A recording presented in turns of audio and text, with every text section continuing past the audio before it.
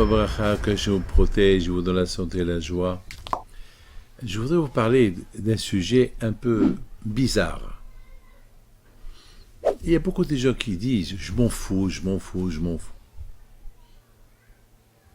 Et combien il faut faire attention? Moi, par exemple, je fais beaucoup attention, autant que rabbin, que les gens ne croient pas que je fais des fautes. Parce que les gens peuvent apprendre de moi. Je ne veux pas que les gens me soupçonnent que j'ai fait quelque chose de mal. C'est très très très important. Vous savez, la Torah, elle dit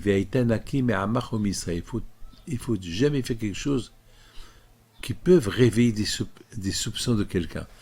Par exemple, une femme mariée, qu'elle parle avec un homme dans un endroit sombre, il faut qu'elle fasse attention. Parce que quelqu'un peut la voir et peut croire que il y a quelque chose de grave, de mal. Vous savez, une fois, il y avait une femme veuve qui venait me voir tout le temps. Et puis, j'ai donné l'ordre que le bureau il soit toujours ouvert lorsqu'elle vient. Et à un moment donné, j'ai dit au secrétariat de lui dire de ne pas venir trop, pour ne pas que les gens ils croient que Dieu préserve, que j'ai mis mes yeux sur elle. Et c'est pour ça qu'elle vient. Une fois, mes amis, j'étais quelque part, et de la fenêtre, j'entends Rav Pinto, c'est une femme divorcée. Et je l'ai saluée. Mais Rav Pinto, je vous en prie, ça ne vous dérange pas. Si ça ne vous dérange pas, je voudrais bien vous descendre vous parler. J'ai dit, d'accord, elle descend. Elle me dit, Rabbi David, je viens de déménager dans cette maison, ça ne vous dérange pas de me placer à la mezouza? Je lui dis, qui est à la maison? Il me dit, il n'y a personne. Il n'y a que le bébé. Je dis, madame, tu m'excuses, je ne peux pas monter chez vous. Mais s'il y a tes parents, et s'il y a la famille, je viendrai. Mais vous êtes seul, je ne peux pas. Il faut toujours faire attention, ne pas que Dieu préserve, on vous soupçonne. Il faut, pourquoi créer le mal? Et pourquoi dire, je m'en fous, celui qui veut penser, qu'il pense. C'est pas bien. C'est pas bien. Et la Torah, elle est très stricte dans ça. Vous savez que, beaucoup des fois, je me trouve dans les avions, et je rentre aux toilettes, et je trouve les toilettes sales, pourries. Qu'est-ce que je fais? Je vais dire, je m'en fous.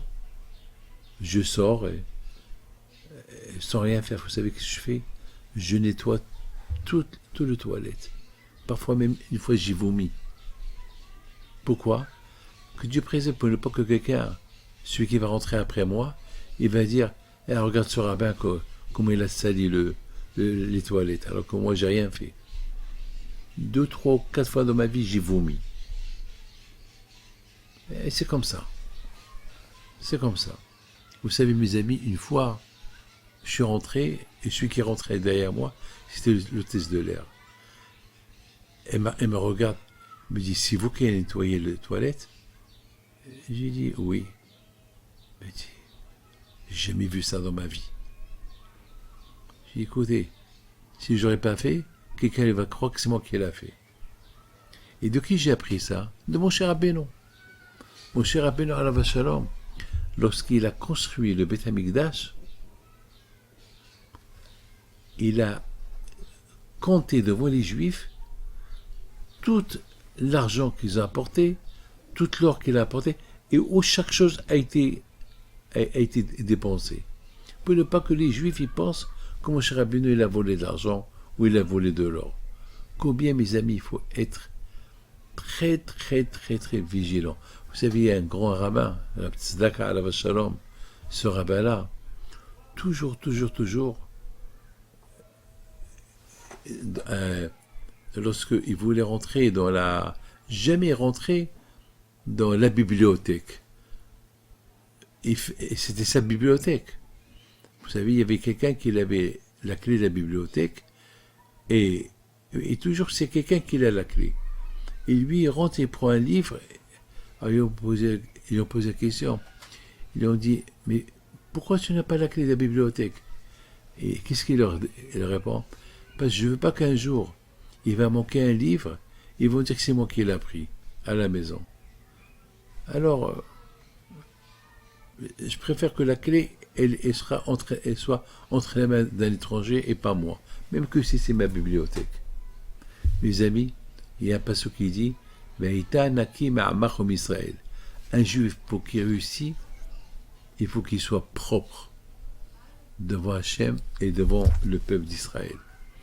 Combien de fois l'homme, pour qu'il garde son shlom baït, il faut qu'il fait tout pour ne pas qu'il attire, qu'il soit suspect vis-à-vis de sa femme. Beaucoup de fois, il y a des gens qui travaillent au bureau et ils ont des téléphones, des numéros de téléphone des femmes dans leur téléphone. Et la femme, elle croit que c'est des copines. Alors lui, il dit non, c'est ma secrétaire, papa, chérie. Écoute, c'est pas la peine de garder ces téléphones-là. Ou bien, il faut le dire à ta femme. La femme aussi, il faut qu'elle fasse attention.